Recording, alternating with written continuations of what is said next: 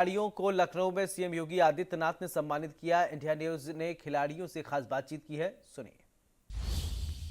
Para Olympics में देश का नाम रोशन करने वाले खिलाड़ियों को आज मुख्यमंत्री योगी आदित्यनाथ ने सम्मानित किया। हमारे साथ यहाँ खिलाड़ी मौजूद हैं, उनसे बात करेंगे।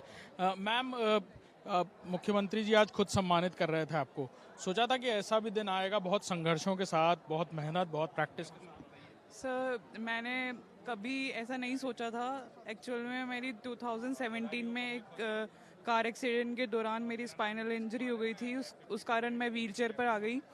पर जब मैंने अपना खेल शुरू करा तब मैंने कभी नहीं सोचा था कि मुझे ऐसे सम्मान मिलेगा, और मैं ये सम्मान प्राप्त करके बहुत ही खुश हूँ। और मैं आगे चाहूँगी कि मैं आगे मेडल लेके आऊँ नेक्स्ट टाइम यहाँ पर।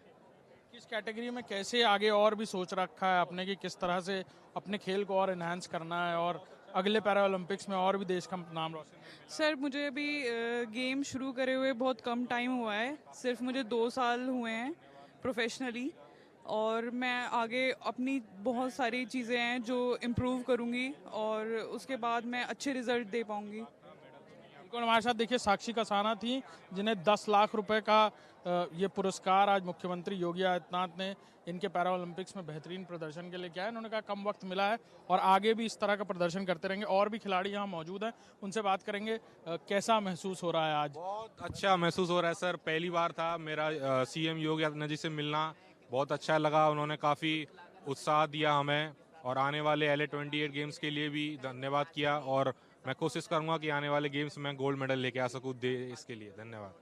ऐसा सोचा था जब ये हादसा हुआ, आप मेहनत कर रहे होंगे, प्रैक्टिस कर रहे होंगे, कोशिश कर रहे होंगे, कि ऐसा भी वक्त आएगा कि धनराशि तो मिलेगी, मुख्यमंत्री खुद मिलते हुए ये भी कहेंगे और पूरे देश में इतना इंतजार? देखिए, एक पैरा खिलाड़ी के लिए सम्मान ही बहुत बड़ी चीज़ है, क्योंकि हमें बाहर समाज में इस तरीके से सम्मानित नहीं किया जाता। जब हम गेम में आते हैं तो हमें अलग ही सम्मान, धनराशि के साथ सम्मान भी मिलता है और वो हमारे लिए बहुत बड़ी चीज़ है। जिस कैटेगरी में आप खेल रहे हैं उस कैटेगरी में और क्या सोच रखा है, क्या गोल सोच रखा है? सर, इस बार तो मेरा मेडल नहीं आया, मेरा बैड लक था, पर नेक्स्ट टाइम मैं पक्का वादा करता हूँ कि LA28 लॉस एंजलिस गेम्स में मैं पक्का देश के लिए गोल्ड मेडल लेके आऊँगा। हमारे साथ ये पैरा ओलंपिक्स खिलाड़ी हैं जो बता रहे हैं कि हर बार मेहनत उससे भी ज़्यादा करने की कोशिश की गई, लेकिन ऐसा मौका नहीं आया था कि जब सरकार और खुद मुख्यमंत्री पुरस्कार देते हुए नजर आएंगे। कैमरामैन दीपक के साथ Abhishek Singh, India movie, Lucknow. Para Olympics में देश का नाम रोशन करने वाले खिलाड़ियों को आज मुख्यमंत्री ने सम्मानित किया। हॉकी अब देश की नई उम्मीद बन गई है। पाल साहब, कैसा लग रहा है आपको? और जिस तरह से तैयारी थी, मेहनत थी, सोचा था कि ये तक यहाँ तक गोल पहुँचेगा, अचीव होगा? बट मुझे लगता है कि स्टार्ट होने से पहले इतना कुछ नहीं सोचा था। बट हमारा पहले तो ये था कि स्टेप बाय स्टेप जाना होता है, जितने ज़्यादा ऊपर जाना होता है उतनी कठिनाइयाँ बढ़ती हैं। तो बस यही था कि हाँ, मेडल लेके आना है किसी हाल में देश के लिए। और मुझे लगता है कि देशवासियों ने काफ़ी इस बार प्यार मिला हॉकी का। तो यही कहना चाहता हूँ कि इसके पीछे काफ़ी मेहनत और परिश्रम में काफ़ी लंबा टाइम लगता है। तो ये एकदम से नहीं आता है। तो इसके लिए हमारी जो तैयारियाँ होती हैं, पहले ग्रास रूट से स्टार्ट होती हैं और फिर धीरे धीरे प्रोफेशनल धीरे धीरे होता है।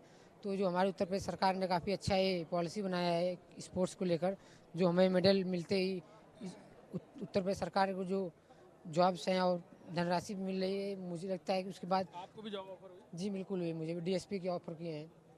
जी, तो जिस तरह की धनराशि ऑफर की गई यहाँ पे, जिस तरह सम्मान दिया गया 2 करोड़ 4 करोड़ रुपए, ये अकल्पनीय धनराशियाँ थी खिलाड़ियों के लिए, क्या लगता है? जी ये काफ़ी अच्छी है खिलाड़ियों के लिए, उत्साहवर्धन के लिए।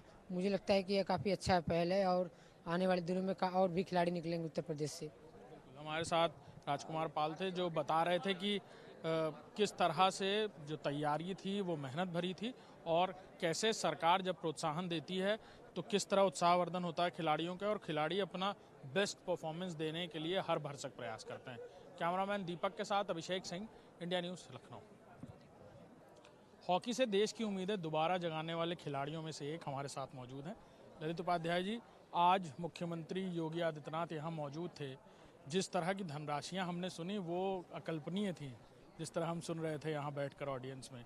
क्या कहेंगे, ये जो प्रोत्साहन जिस तरह से दिया जा रहा है खिलाड़ियों को, अब गली मोहल्ले में जो छोटे आपके भाई बहन जो खेल रहे हैं उनके लिए एक बहुत बड़ी उम्मीद आज मुख्यमंत्री ने जगा दी?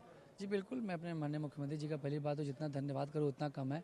और खेलों के लिए इतना बड़ा विज़न रखना और मतलब गांव मोहल्ले में भी एक मिनी स्टेडियम बनवाना, हर जनपद में एक स्टेडियम रखना कि जिसपे खिलाड़ियों को सुविधाएं मिल सकें, सभी प्रकार के खिलाड़ियों को, चाहे नॉर्मल हो चाहे पैरा से हो, सभी प्रकार के खिलाड़ियों को। उसके बाद ही साथ उनको पद देना और उसके साथ इतनी बड़ी धनराशि देना, ये केवल सपना में ही इंसान सोच सकता था। और धनराशि के बारे में क्या बताऊँ, आप सभी लोगों को पता है, करोड़ों करोड़ रुपये मिल रहे हैं, तो एक बड़ी बात होती है। उससे भी बड़ी बात ये थी कि जब उनको नौकरी मिलती है, उनका जीवन एक मतलब स्टेबलाइज हो जाता है, उनको एक उनका ट्रैक पे आ जाता है, जो कि उनको फाइनेंशियल सपोर्ट हमेशा रहता है, तो एक बड़ी बात होती है। हम केवल नौकरी की बात करते हैं, लेकिन इतनी बड़ी बात होती है तो उनका होता है।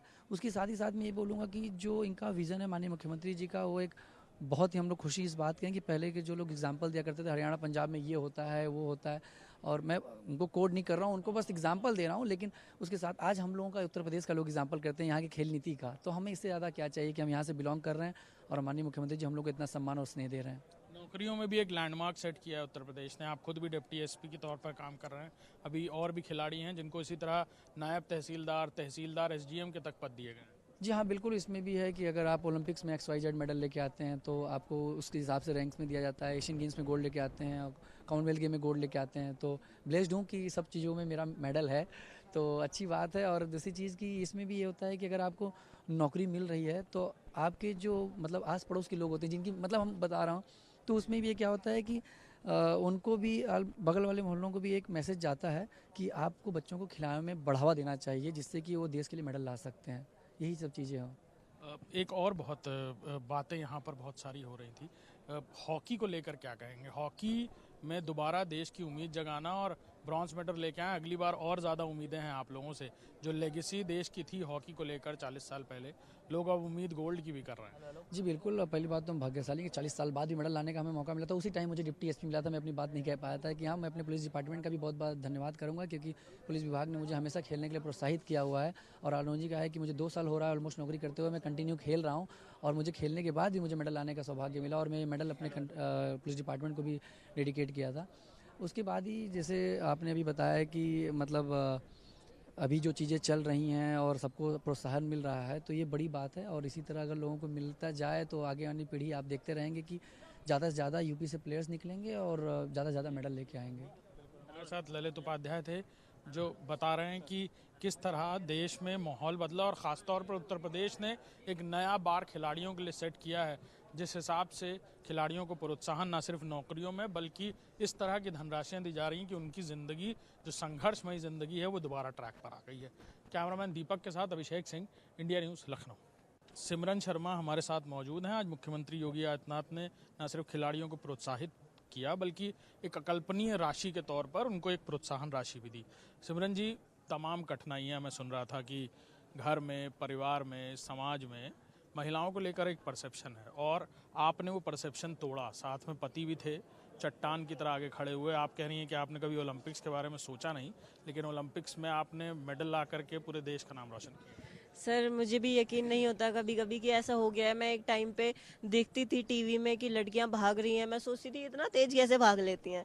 तो मतलब हाँ, सपना ही था और जिस चीज़ के बारे में हम इमेजिन भी ना कर पाए तो मुझे लगता है सपने से भी ऊपर होता है और आज वो पूरा हो गया है। पर अब कहीं ना कहीं इतनी मेहनत कर ली है कि अब ब्रॉन्ज मेडल से सब्र नहीं हो रहा है और लगता है कि गोल्ड मेडल आना चाहिए। और मेहनत करी थी उस गोल्ड मेडल के लिए, ग्राउंड पे कितनी बार गिरे थे, चक्कर आए, कभी त्योहार पे घर नहीं गए, अपनी मनपसंद का खाना नहीं खाया, किसी की शादी में नहीं गए। तो ये बहुत सारे सेक्रीफाइसेस होते हैं। तो और जब कभी कभी इतना टूट जाता है शरीर और इंजरी होती है, खिलाड़ी को सबसे बड़ी बात कि कभी मसल टूट जाना या कभी कुछ हो जाना, तो दिल इतना टूट जाता है कि मतलब अब इसके आगे क्या करें। शरीर इतना दुखता है, एक एक मसल में दर्द होता है और मतलब बेड से उठते हैं तो 3-4 कदम चला भी नहीं जाता। तो उसके बाद धीरे धीरे जब चलते हैं वो लगता है कि हाँ, टांगे हैं। तो ये मुझे लगता है ये प्रैक्टिस होती है और जब तक आप अपने आप को इतना नहीं तोड़ोगे ना, तब तक बड़ा सपना भी नहीं देख पाओगे। हम बोल देते हैं कि हम वहाँ जाएंगे, यहाँ जाएंगे, पर आपको वो खुद महसूस होगा कि आप खुद क्या कर सकते हो, क्योंकि आपकी तैयारी अगर उस लेवल की होगी तो आपको खुद यकीन होगा। और मुझे लगता है कि अगर मैं अपने आप को समझ गई, अगर मेरे अंदर सेल्फ मोटिवेशन है, तो मुझे दुनिया में कोई ताकत नहीं है जो आगे बढ़ने से रोक दे। और एक फैमिली सपोर्ट, एक बैकबोन आपके पास होना चाहिए। मैं बहुत लकी हूँ कि मेरे पास ऐसा हस्बैंड, ऐसा पति है जो मुझे लगता है कि और जो हस्बैंड हैं उन लोगों को वो एक सीख दी है उसने कि हाँ आप अपनी वाइफ को सपोर्ट करो। और बहुत इतना डिमोटिवेट भी हो गई थी कभी कि ये भी बातें आई कि सुसाइड के बारे में तक सोच लिया था, ऐसा भी सिचुएशन आ गई थी? हाँ सर, हुई तो थी। और मतलब मुझे अच्छा नहीं लगता ये बातें बताना, पर हाँ मुझे लगता है कि कभी कभी इंसान इतना टूट जाता है कि उसको समझ नहीं आता कि वो क्या करे क्या ना करे। तो हाँ कुछ चीज़ें ऐसी हुई थी, एक स्ट्रगल टाइम चल रहा था और एक टाइम ऐसा आ गया था कि कुछ चारों तरफ कुछ नहीं दिख रहा था और लग रहा था सब मेरी वजह से हो रहा है।